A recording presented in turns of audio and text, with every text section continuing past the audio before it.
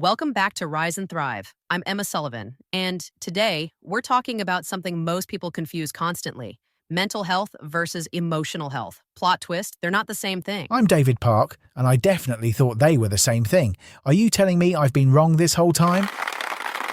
You've been very wrong, but don't worry, so has everyone else. We're diving into mental versus emotional wellness, why both matter, and how to actually take care of them instead of just posting about self-care. Posting about self-care doesn't count? There goes my entire wellness strategy. Sorry. So let's start with definitions. Mental wellness is about your cognitive processes and functioning. Can you cope with normal stress, work productively, contribute to your community? That's mental wellness. So mental wellness is about thinking and functioning in the world. Yes, it's psychological stability, emotional resilience, positive outlook. And here's key, it's not just the absence of mental disorders. It's having a sense of purpose, strong relationships, contentment, and dealing with stress effectively. So I cannot have a mental disorder, but still not have mental wellness. Exactly. You could be not depressed, but also not thriving. Mental wellness is about actively flourishing, not just not being sick. Now, emotional wellness is different. How is it different? Emotions seem pretty mental to me. Great question. Emotional wellness is the ability to successfully handle life's stresses and adapt to change. It's being in tune with your emotions, expressing them constructively, and knowing when to seek support. So emotional wellness is more about feeling and managing feelings. Yes! It's being attentive to both positive and negative feelings, having tools to manage and understand those emotions. Fostering empathy and compassion for yourself and others, it's the feelings department. Okay, so mental is thinking, emotional is feeling. Got it. But here's where it gets interesting. They're deeply intertwined. Mental health focuses on cognitive processes, emotional health centers on managing feelings, but they totally affect each other. Like how? Persistent negative thoughts can lead to feelings of sadness or anxiety. That's mental affecting emotional. But intense emotions can cloud your judgment and decision-making. That's emotional affecting mental. They're a feedback loop. So I can't just fix one without the other. They're a package deal. Exactly. An imbalance in one significantly impacts the other. That's why you can't just think your way out of emotional problems or feel your way out of mental problems. You need both. This explains why positive thinking alone never works for me. Because you're only addressing mental while ignoring emotional, you need both. Now, why does this matter so much? 3 big reasons: quality of life, physical health, and relationships. Those seem important. Tell me more. First, quality of life. Your mental and emotional health are directly linked to life satisfaction. How good your life feels depends on your mental and emotional state. Not your circumstances, your state. So rich and miserable people exist because circumstances don't equal mental and emotional wellness. Exactly. Second, physical health. There's a strong connection. Stress can lead to chronic conditions like heart disease. Your mind and emotions literally affect your body. They're not separate. My anxiety is giving me heart disease. That's terrifying, but also makes sense. It does make sense. The body and mind cannot truly be separated. What happens in one affects the other. Third, relationships. Your mental and emotional state affects how you interact with everyone. So when I'm in a bad mental state, I'm probably being difficult to be around. Probably. Being in a good mental and emotional state allows you to form positive, healthy relationships. Being in a bad state, you're probably pushing people away without realizing it. Okay, I'm convinced this matters. How do I actually promote mental and emotional wellness? Great question. Let's get practical. First, self-care. And I don't mean bubble baths and face masks.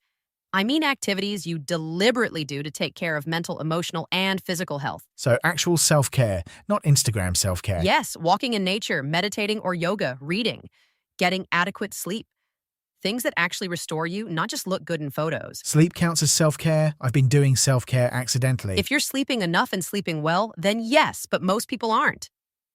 Second strategy, connect with others. We're social creatures.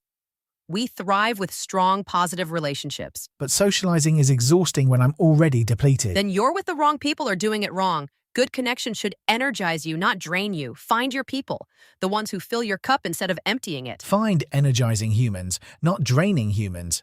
That's actually helpful. Third, exercise regularly, and not just for physical health. Exercise is a powerful tool for mental health. It reduces stress, improves mood, boosts self-esteem. Movement is mental health medicine. Got it. Yes, the body and mind cannot be separated. Conscious habitation of your body is essential for mental and emotional healing. Aim for 30 minutes most days of the week. 30 minutes? That's actually doable. Totally doable. Fourth, practice mindfulness and meditation. Mindfulness is paying attention to the present moment without judgment. Meditation is training your attention. Both reduce stress and improve mental health. I've tried meditation. My brain won't shut up. That's normal. Meditation isn't about shutting up your brain. It's about noticing your thoughts without getting carried away by them. It's a practice, not a perfection. So I'm not failing at meditation. I'm just practicing it badly. You're practicing it correctly. A busy mind is part of the practice. Fifth, set boundaries. Learn to say no.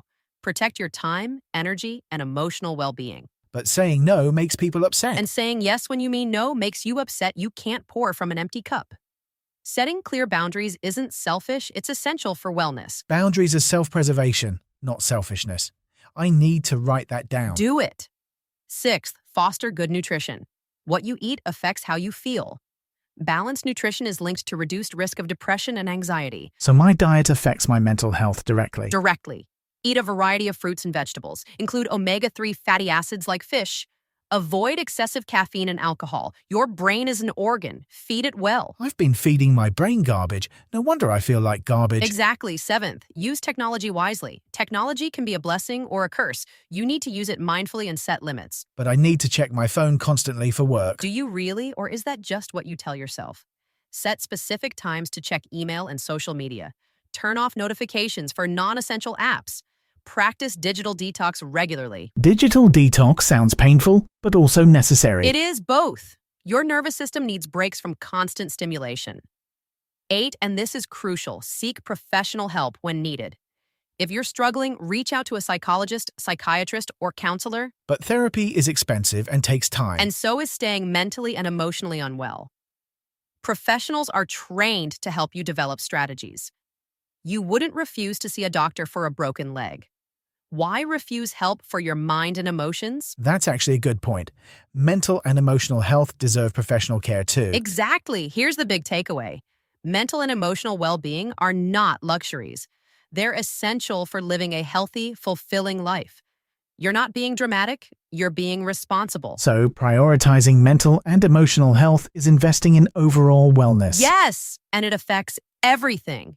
Your quality of life, your physical health, your relationships. Ignoring mental and emotional wellness is like ignoring the foundation of a house while decorating the rooms. That's a great metaphor. The house will collapse no matter how pretty the rooms are. Exactly. So here's your homework. This week, pick 3 strategies we discussed. Maybe it's walking 30 minutes, setting one boundary, and doing a digital detox for one evening. 3 strategies. That's specific and doable. It is. Don't try to implement everything at once. That's overwhelming. Pick 3. Do them consistently for a week, then add more.